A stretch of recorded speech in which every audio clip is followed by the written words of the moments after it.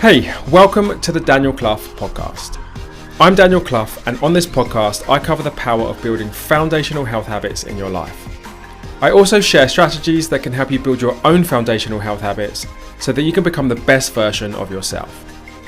In today's episode, we're going to look back on April to see how I did across all of my 7 foundational health habits. And you may have already guessed from the episode title, A Step Backwards, that perhaps things didn't quite go to plan. Let's jump into the episode and get to the bottom of it.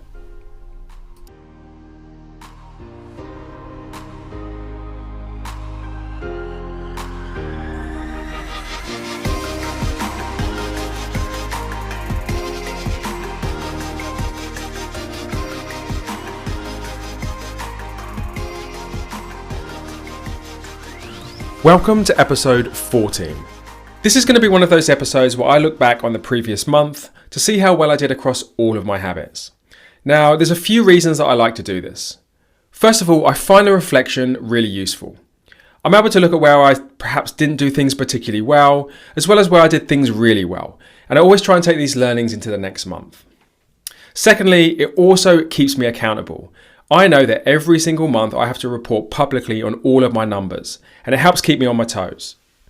And thirdly, I hope as I talk about my habits and how well I did and how well I didn't do, that these learnings are useful for everybody else as you go about your own journey with health habits.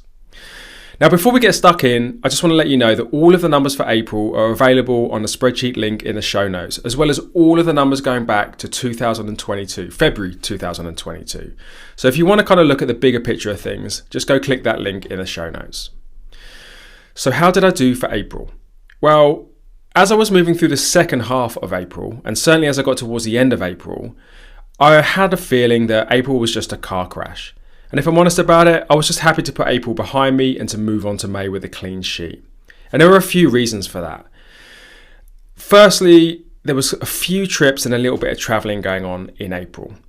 And this always knocks me out of my routine and makes it a little bit harder to stick to habits.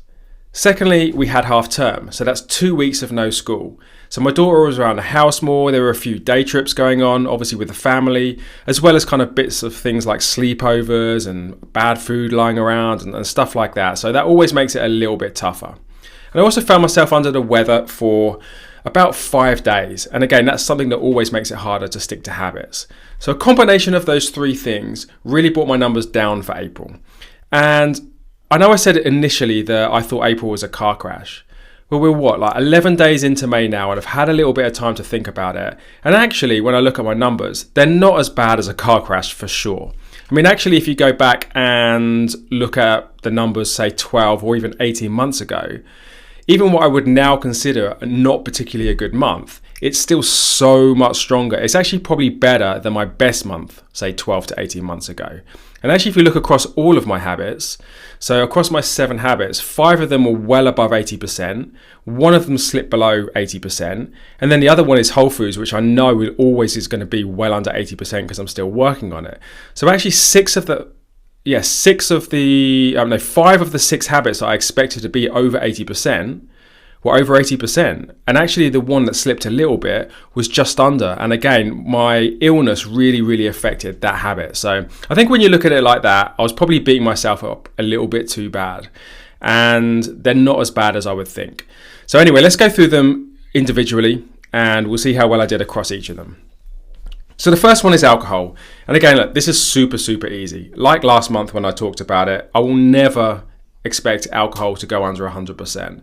I've been sober now for best part of 2.5 years, and that's not going to change. But I do like to keep track of it every single month, just so I know it's in front of me. Sleep was, so again, my sleep habit is I want to be sleeping over or at least 6.5 hours for 80% of the month. And my sleep came in at 83%. Again, that's pretty good. I was really struggling with my sleep 6, 7, 8 months ago, and it was a struggle to keep things over 80%.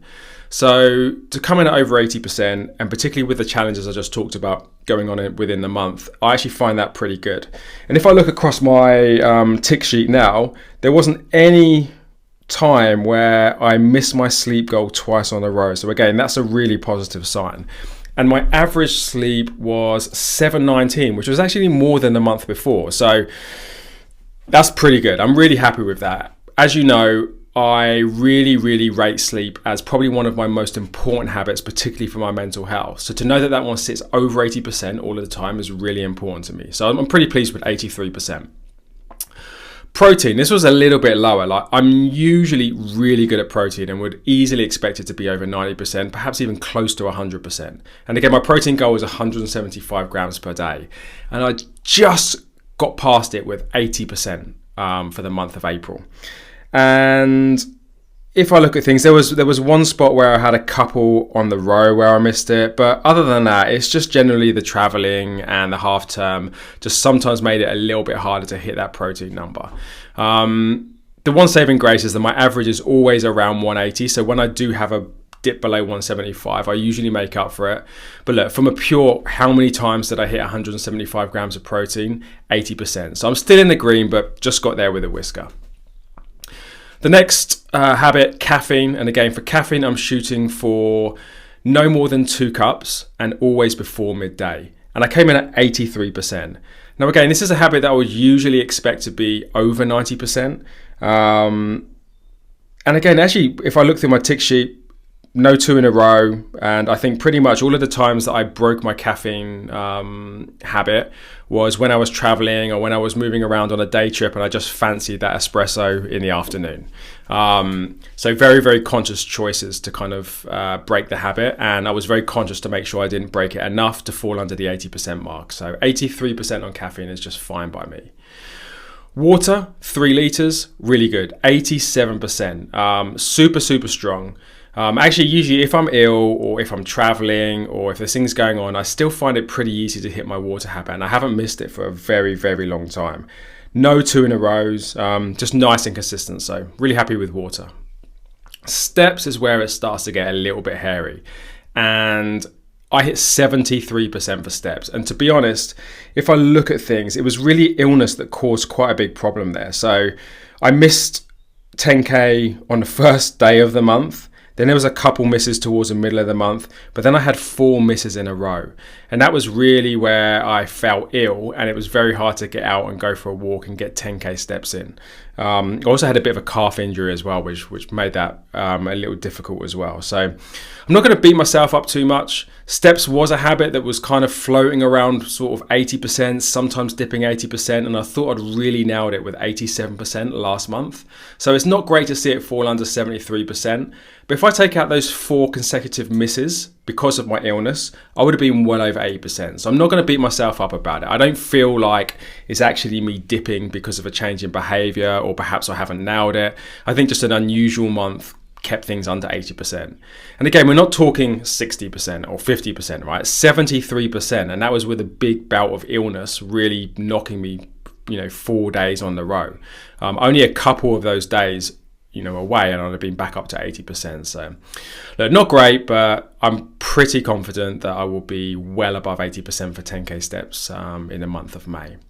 And then Whole Foods, terrible. 33%. And this is really the 3rd month that I'm tracking Whole Foods. I started at 45% in February, then I got to 48% in March, and now I'm back down to 33%. And I must admit, I haven't really tried to improve it. I've just been letting it sit as a sort of baseline measurement whilst I've been focusing on my other habits. But that needs to change for May, which we'll talk about in a second, because 33% is just pretty rubbish. And I need to get that up to kind of 50% and 60% so I can really start to see a bit of traction with that habit. It's the one habit that I'm obviously still in the early stages of building, so I expect it to be red and I expect it to be well under 80%, but my immediate goal with that is to get it over 50% and then well into the 60s and 70s. That's what success looks like over the next kind of 3-4 or so months. So taking a step back from that, actually not too bad, right? So of my 7 habits, 5 were over 80%. 1 just dipped below 73%, which was the 10K steps. And again, illness was really the main cause of that. Had I not have had that illness, I think I would have been over 80%. And Whole Foods, very low at 33%. So again, if I scroll back to, you can do this, go back to kind of 2023. Most of my months in 2023 did not look as good as that April. So I'm not going to beat myself up too much. And I'll wrap the episode with my goals for May. And again, really similar to my goals for the whole year, actually. Those 6 habits that I feel I have just nailed last year, I really just want to keep them over 80% and just prove to myself that they are well and truly nailed. There is still a couple of little bits of kind of friction with steps, sometimes a little bit with sleep. They still feel a little bit fragile. And again, sleep came in at 83. Steps dip below 80% for the reason I just mentioned. So, I still have a little bit to prove on those 2. And just in general, I want those 6 habits to be always over 80%. So really the primary goal is to keep alcohol, sleep, protein, caffeine, water, and steps above 80% for May. And then obviously beyond that, I'll be trying to do the same. And then whole foods, I've really got to kind of get up to 50% and hold at 50% and then look to kind of build from there. And the main thing I'm going to do there really is just be much more self-aware of my whole foods percentage every single day. As with most habits, it's usually about the self-awareness and then how that drives conscious actions throughout the month to kind of improve upon things. And in February, March, and April, I just kind of let things be, and then I would either tick it or cross it at the end of the day for however I did.